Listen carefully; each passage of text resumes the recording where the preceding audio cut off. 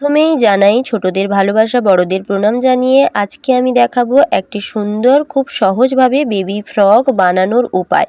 নতুনরা এই ভিডিওটা একদমই মিস করো না। তোমরা খুব সহজেই বেবি ফ্রক কাটিং ও স্টিচিং শিখতে পারবে এই ভিডিও থেকে। প্রথমে এই ফ্রক বানাতে লাগবে ঝুল, পুট, ছাতি, শেষত, কোমর। তো আমরা এখানে ঝুল নিয়ে নিব এইখান থেকে।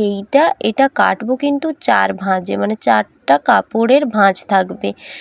এখান থেকে হবে পুট যা থাকবে তাকে 2 দিয়ে ভাগ করে নেব। আমি লেন্থ নিয়েছি 18 ইঞ্চি, আর এখানে আর্মহোল নামিয়েছি। পুট যা থাকবে তার সঙ্গে বাড়তি নিতে পারো, অথবা পুট যা থাকবে সমানভাবেই নামাতে পারো।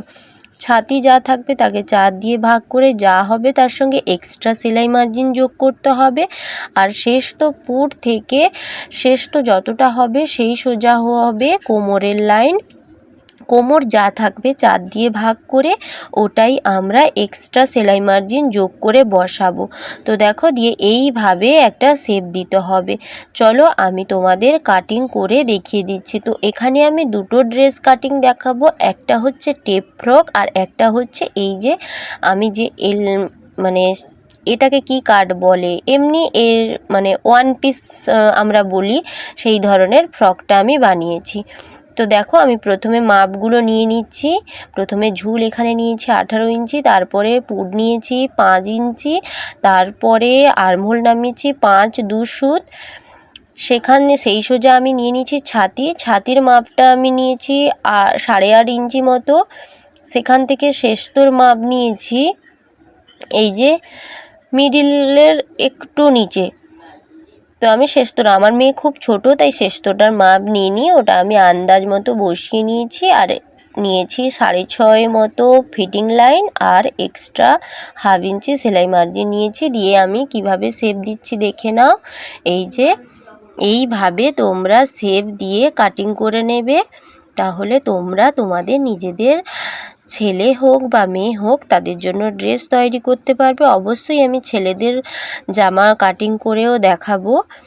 তো যদি আমার চ্যানেলে নতুন হয়ে থাকো তাহলে সাবস্ক্রাইব করে পাশে থেকো, এবং পাশে থাকা বেল আইকনটি অবশ্যই অন করে রেখো, যাতে আমি কোনো ভিডিও পোস্ট করলে তোমার কাছে নোটিফিকেশানটা চলে যায়, আর তুমি সেই নোটিফিকেশান ধরে ভিডিওটা পরে তোমার ফ্রি টাইমে দেখতে পারো এবং নতুন নতুন সেলাই বা কাটিং শিখতে পারো।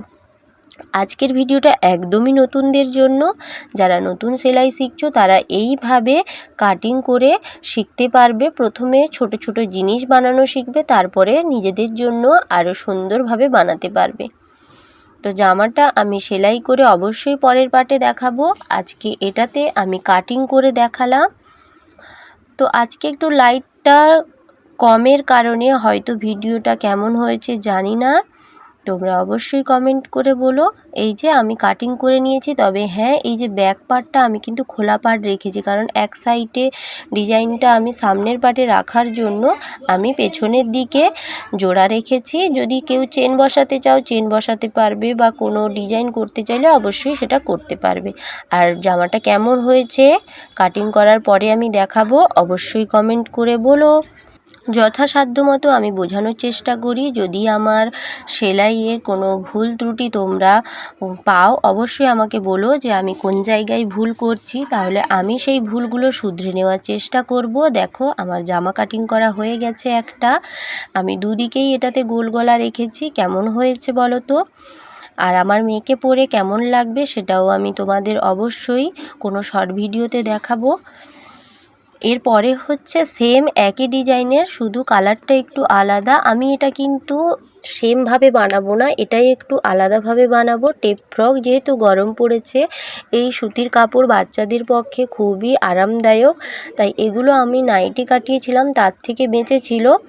তো সেইগুলো দিয়েই আমি আমার মেয়ের জামা বানিয়ে নিলাম। তোমরাও এইভাবে টুকরো কাপড় দিয়ে তোমাদের বাচ্চার জামা বানিয়ে নিতে পারো। তো 1-1.5 বছরের বাচ্চা বা 2 বছরের বাচ্চার জামা এইরকম টুকরো কাপড়ে হয়ে যাবে, কোনো চিন্তা করার দরকার নেই। এইরকম টুকরো কাপড় যদি তোমার কাছে পড়ে থাকে তাহলে তুমি এই টুকরো কাপড়গুলো কাজে লাগিয়ে সুন্দর সুন্দর ড্রেস তৈরি করতে পারবে নিজের ছেলে বা মেয়ের জন্য। তো দেখো আমি এখানে শুধু গলার শেপটা দিয়ে দেব আর আর্মহোলের শেপটা দিয়ে দিব, দিয়ে কাটিং করে নেব। যেহেতু আমি এটা টেপ ফ্রক বানাচ্ছি আর এটা আমি সামনের দিকে করব একটু পান গলা, পেছন দিকে থাকবে গোল গলা, আর এটাতে আমি লেস বসাবো যাতে খুব ভালো লাগে। পয়লা বৈশাখে এই দুটো কম খরচে বাচ্চার জন্য জামা বানাবো। তোমরাও চাইলে ট্রাই করতে পারো, একবার বানিয়ে দেখো কেমন হয়। অবশ্যই কমেন্টে জানিও দুটো ড্রেস কেমন হয়েছে বন্ধুরা। সবশেষে বলবো সবাইকে অনেক অনেক ধন্যবাদ ও সবাইকে আমার থেকে অনেক অনেক ভালোবাসা নিও। তোমরা আমাকে যে ভালোবাসাটা দিচ্ছ বা তোমরা এইভাবে আমার পাশে থেকো, তাহলে আমি একটু একটু করে সামনের দিকে এগিয়ে যেতে পারছি। এক পা করে ঠিক আমি আমার লক্ষ্যে পৌঁছতে পারবো। চলো, আমার ব্যাক গলা কাটা হয়ে গেছে, এবার আমি ভাঁজ খুলে এবার সামনের দিকের গলাটা কেটে নেব। দেখো সামনের দিকের গলার ডিজাইনটা কেমনভাবে করছি, আর আমি এটা পুরোপুরি কেমনভাবে ডিজাইনটা হয়েছে শেষে ভালো করে দেখিয়ে দেব।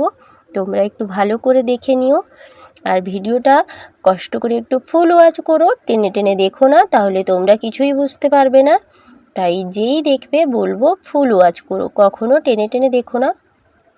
দেখো ডিজাইনটা কেমন হয়েছে অবশ্যই জানিও, কিন্তু তোমরাও তোমার মেয়েদের বা ছেলেদের জন্য জামা বানাতে পারবে এই রকম টুকরো কাপড় দিয়ে। আজকের মতো টাটা, বাই বাই। সবাই ভালো থেকো, সুস্থ থেকো আমার সমস্ত প্রাণপ্রিয় বন্ধুরা।